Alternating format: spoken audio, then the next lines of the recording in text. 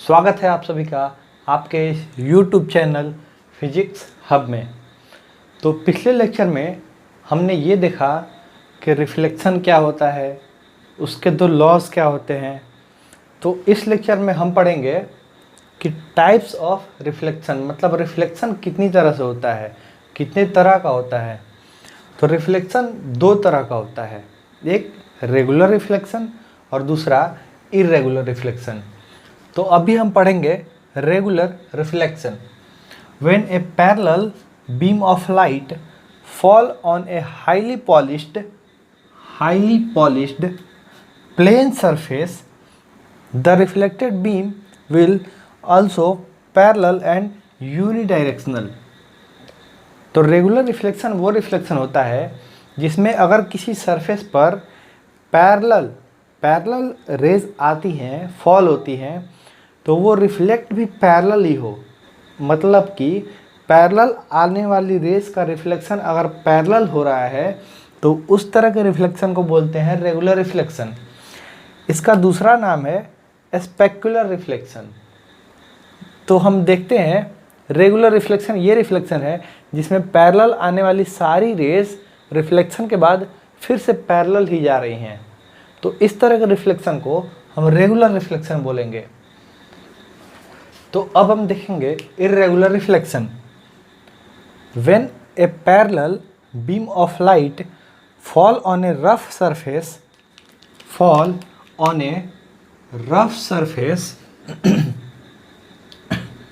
it get reflected in all possible direction। कहने का मतलब ये है कि जब एक पैरेलल लाइट की बीम किसी रफ सरफेस पर फॉल होती है तो वो जितने भी पॉसिबल डायरेक्शन है रिफ्लेक्ट होने के, वो हर डायरेक्शन में रिफ्लेक्ट होती है। मतलब कि अगर कोई पैरेलल लाइट की बीम आई तो रिफ्लेक्शन के बाद कोई इधर इधर इधर, तो रिफ्लेक्शन के बाद जितने भी पॉसिबल डायरेक्शन हो सकते हैं इसके रिफ्लेक्शन के, रिफ्लेक्ट हो जाती है। तो ऐसे रिफ्लेक्शन को इर्रेगुलर रिफ्लेक्शन कहते हैं। इसमें जितनी भी पैरेलल लाइंस आई हैं वो आप देख सकते हैं कि रिफ्लेक्शन के बाद अलग अलग डायरेक्शन में ट्रेवल कर रही हैं। और इर्रेगुलर रिफ्लेक्शन हो या रेगुलर रिफ्लेक्शन हो, सबसे मेन पॉइंट नोट करने वाली बात यह है कि इन दोनों ही रिफ्लेक्शन में रिफ्लेक्शन के लॉ को फॉलो किया जाता है। या वो पैरेलल रिफ्लेक्शन हो यानी कि रेगुलर रिफ्लेक्शन हो या इर्रेगुलर रिफ्लेक्शन हो।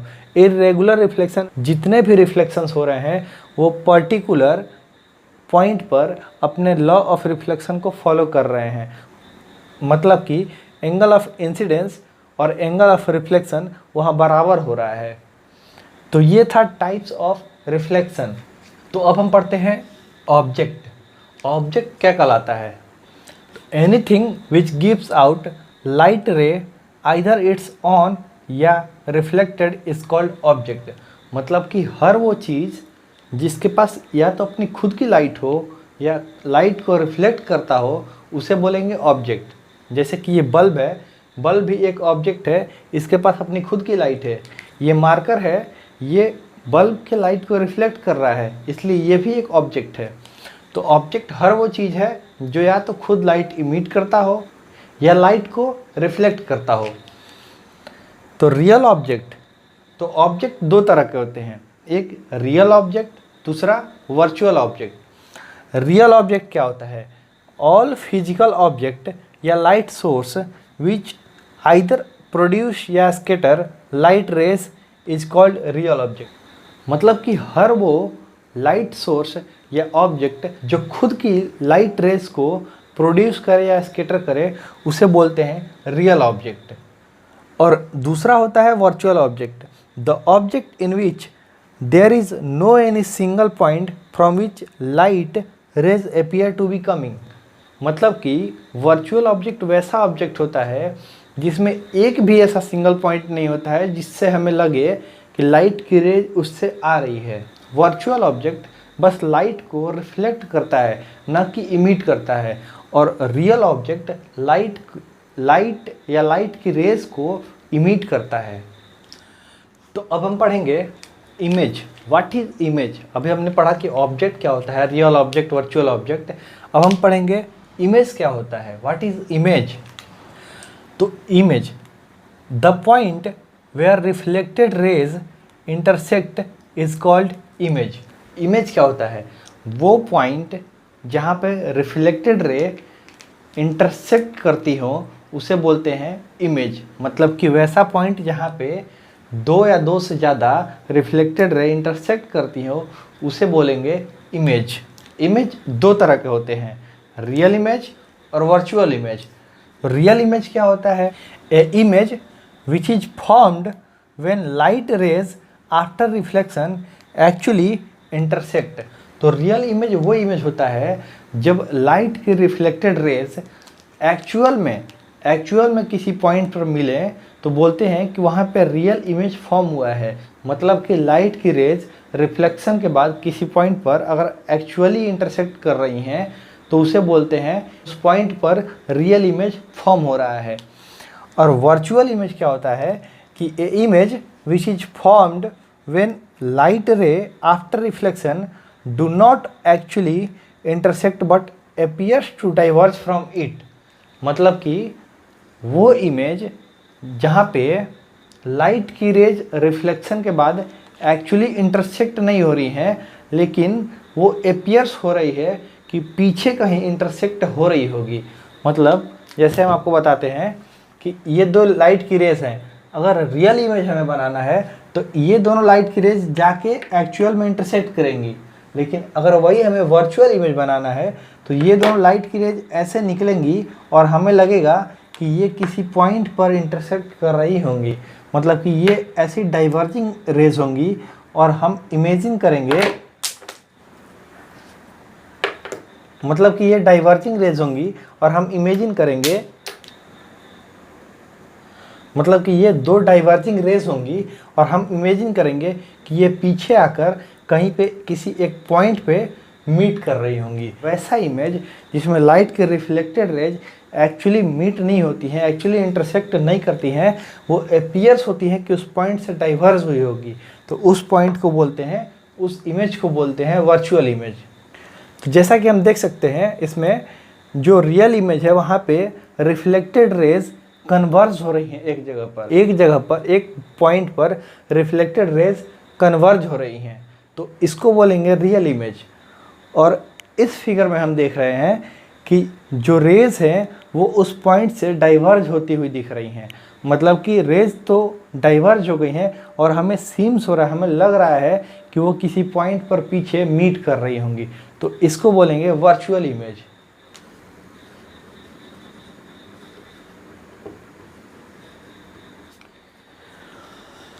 तो अब हम पढ़ेंगे कि मिरर क्या होता है, व्हाट इज मिरर।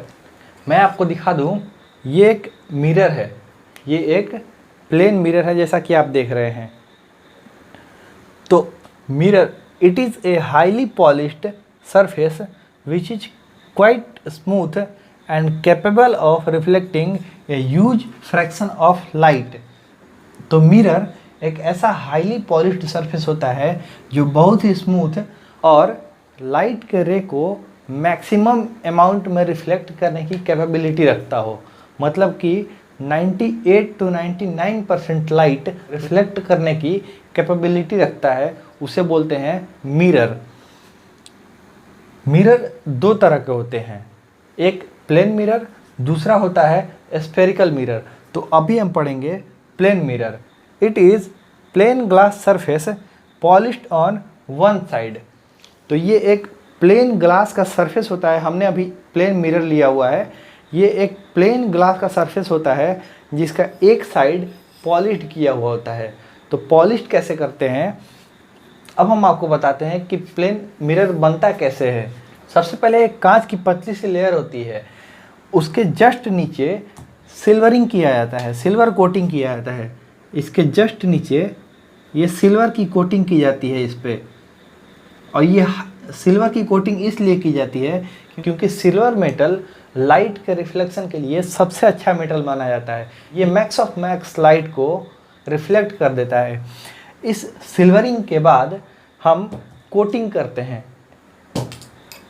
इस सिल्वरिंग के बाद एक कोटिंग की जाती है। तो कोटिंग इस सिल्वरिंग के जस्ट नीचे की जाती है।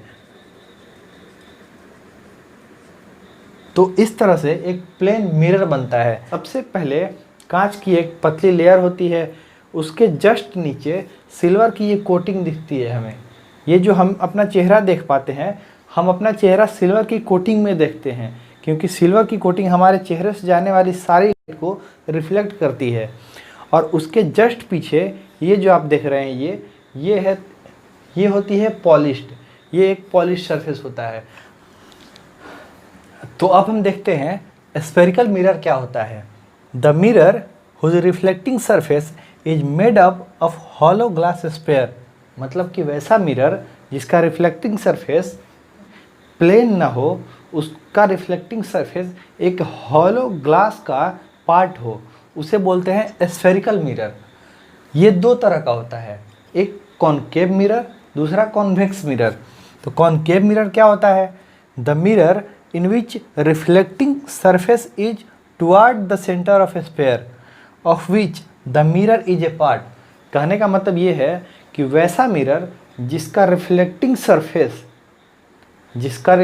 सरफेस उस स्फेयर के सेंटर की तरफ हो, जिसका वो पार्ट है।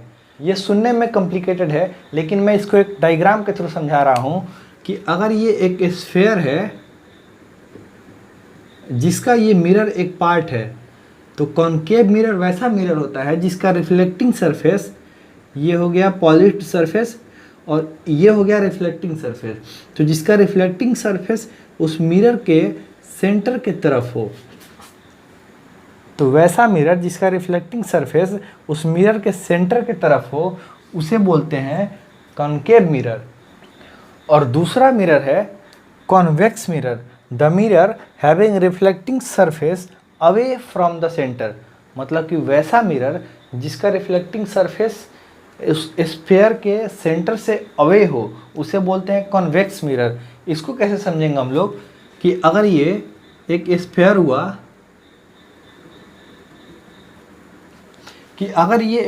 हुआ, तो कॉन्वेक्स मिरर वो मिरर होता है जिसका रिफ्लेक्टिंग सरफेस, ये इसका बाहरी रिफ्लेक्टिंग सरफेस है, वो उसके सेंटर से अवे होता है। तो इसको बोलेंगे कॉन्वेक्स मिरर और इसको बोलेंगे कॉनकेव मिरर। तो कॉन्वेक्स और कॉनकेव में एक और अंतर होता है कि वैसा मिरर जिसका रिफ्लेक्टिंग सरफेस धंसा हुआ हो, कर्व्ड हो, उसको बोलते हैं कॉनकेव मिरर, और वैसा मिरर जिसका रिफ्लेक्टिंग सरफेस उठा हुआ हो, उसे बोलते हैं कॉन्वेक्स मिरर। तो इसको याद करने का एक तरीका है कि केव का मतलब हम लोग जानते हैं कि केव का मतलब होता है गुफा होता है, गुफा जो ऐसे गहरा होता है। तो जिस मिरर में केव दिखे तो हम ये समझेंगे कि उसका रिफ्लेक्टिंग सरफेस अंदर की तरफ धंसा हुआ है, मतलब कि कॉनकेव मिरर का रिफ्लेक्टिंग सरफेस अंदर की तरफ धंसा हुआ है। कॉनकेव और कॉन्वेक्स में हमेशा कन्फ्यूजन होते रहता है। तो इस कन्फ्यूजन को दूर करने के लिए हम ये आपको ट्रिक बताते हैं कि आप सुनेंगे कॉनकेव मिरर तो दिमाग में ये चलना चाहिए कि ये केव है, मतलब इसका रिफ्लेक्टिंग सरफेस धंसा हुआ है, और ये कॉन्वेक्स है, इसका मतलब कि उसका रिफ्लेक्टिंग सरफेस उठा हुआ है। तो आइए हम देखते हैं प्लेन मिरर, कॉन्वेक्स मिरर और कॉनकेव मिरर को। तो ये प्लेन मिरर है जिसका रिफ्लेक्टिंग सरफेस प्लेन है। ये कॉन्वेक्स मिरर है जिसका रिफ्लेक्टिंग सरफेस आप देख सकते हैं बाहर की तरफ उठा हुआ है, और ये कॉनकेव मिरर है जिसका रिफ्लेक्टिंग सरफेस आप देख सकते हैं कि अंदर की तरफ धंसा हुआ है और उसका पॉलिश्ड सरफेस बाहर की तरफ है। तो उसको बोलेंगे कॉनकेव मिरर, ये कॉन्वेक्स मिरर और ये प्लेन मिरर।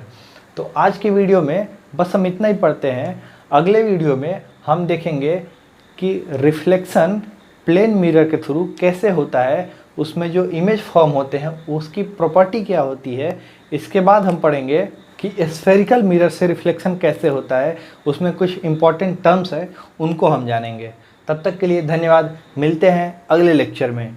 और इस लेक्चर में अगर आपको कुछ भी समझ में न आया हो तो डिस्क्रिप्शन में दिए हुए किसी भी सोशल मीडिया प्लेटफॉर्म पर आप मुझे डायरेक्ट मैसेज करके अपने क्यूरी या क्वेश्चन को पूछ सकते हैं। और अगर ये वीडियो आपको पसंद आया हो, ये लेक्चर आपको पसंद आया हो, तो इसे लाइक करें, शेयर करें और सब्सक्राइब जरूर करें। सब्सक्राइब के बाद बेल आइकन दबा दें ताकि ये वीडियो जैसे ही अपलोड हो आप तक पहुंच जाए। Thank you.